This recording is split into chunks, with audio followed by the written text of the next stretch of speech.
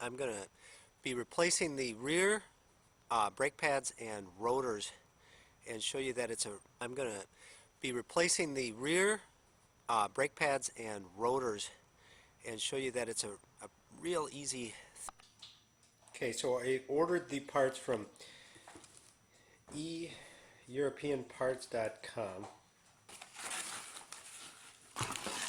That's what those look like.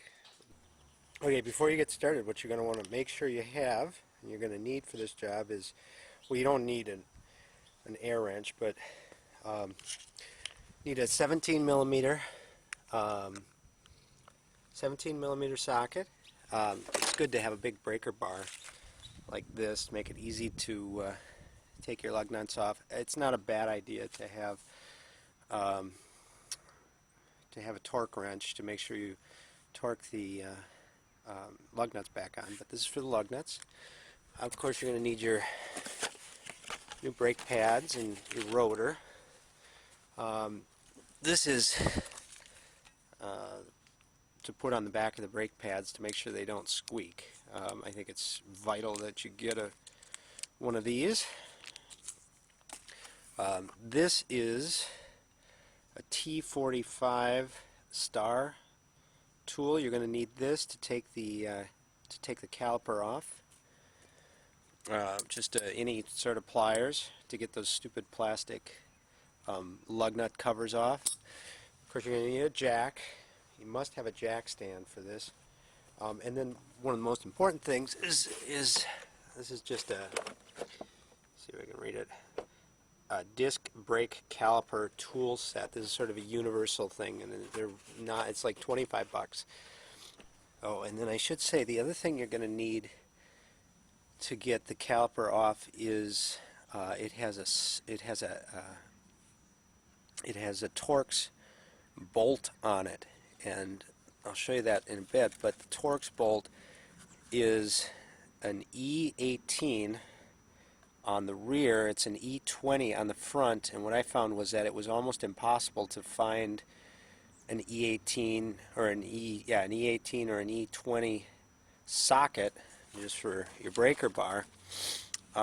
Sears didn't have one, the auto parts didn't have one, but they did have this set of universal wrenches which fit all sorts of different things here, including the E18 and E20. It's not ideal. It'd be better to have a socket because there's I think it's 120 foot-pounds of torque on that to get that bolt off, and it's also covered with Loctite, so it's very difficult to get off, and you'll see that in a minute. But this did the job adequately, and I got a new set of wrenches out of it. It rounded it off a little bit, but it worked okay. Okay, so the first thing we have to do is take the plastic lug nut covers off, and these are we'll just pull off with your pliers.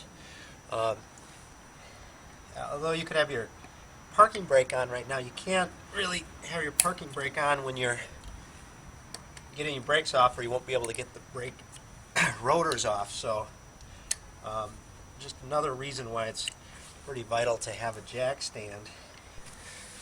Okay, on the SAAB there's a little triangle which shows you where the jack is supposed to go, and underneath you'll see there's a plastic little box that can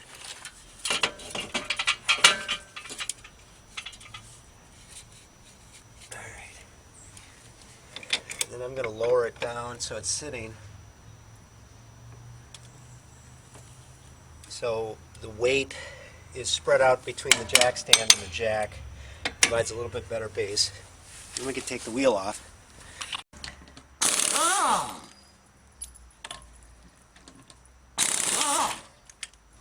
Now if you were just replacing the pads, then it's a whole lot easier. There's a couple of plastic caps. Get those caps off.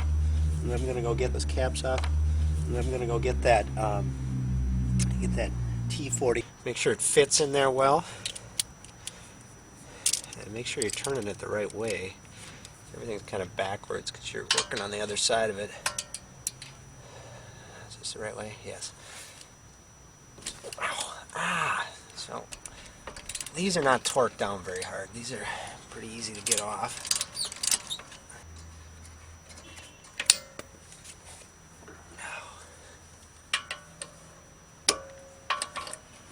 Okay. I'm going to just take these all the way out so I don't lose them. Put them with our lug nuts.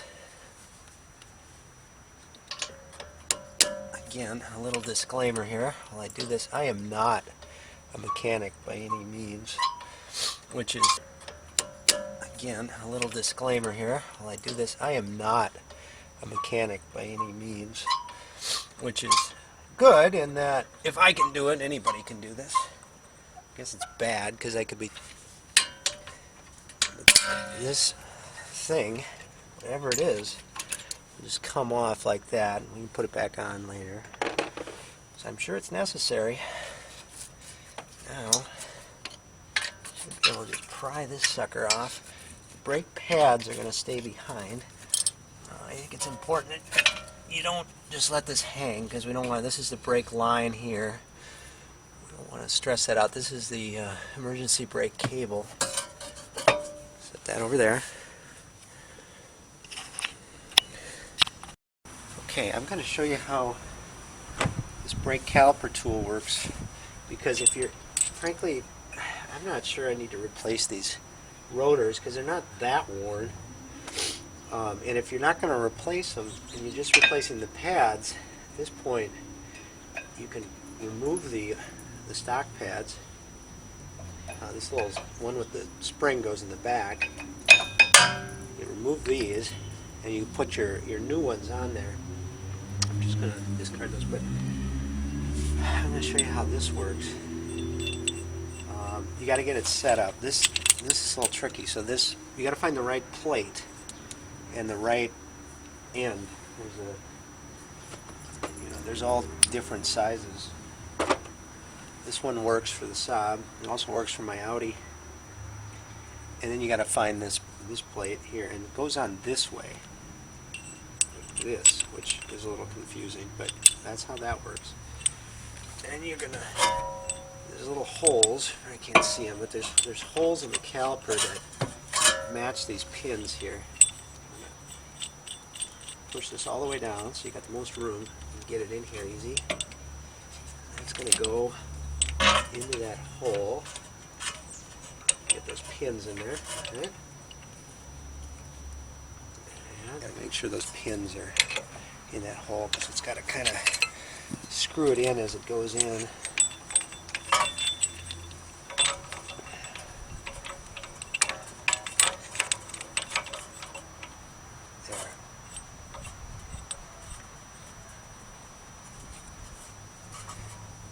Now, once you get that set in there right, it's not going to come loose, you're going to turn it clockwise, and that'll spin the caliper in, and it compresses it back in as you go.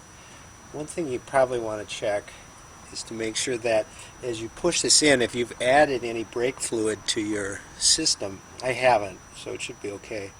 But if you have, as those pads wear, it's going to take up space. You're going to need to add brake fluid usually, and as you squish this back in, there's a chance that it'll come out of the top of the reservoir up front. So you want to just, the last thing you want is brake fluid all over because it's very corrosive. So I'm going to just keep turning it all the way back in. Kind of just go. It's really easy to do this. And there, stopped. That's where you stop. You take your wrench, back this off.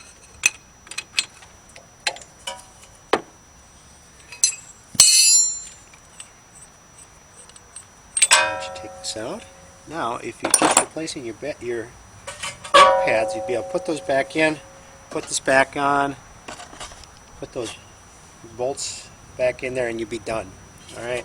It's a little harder replacing this, not a lot, but I'll show you what to do now.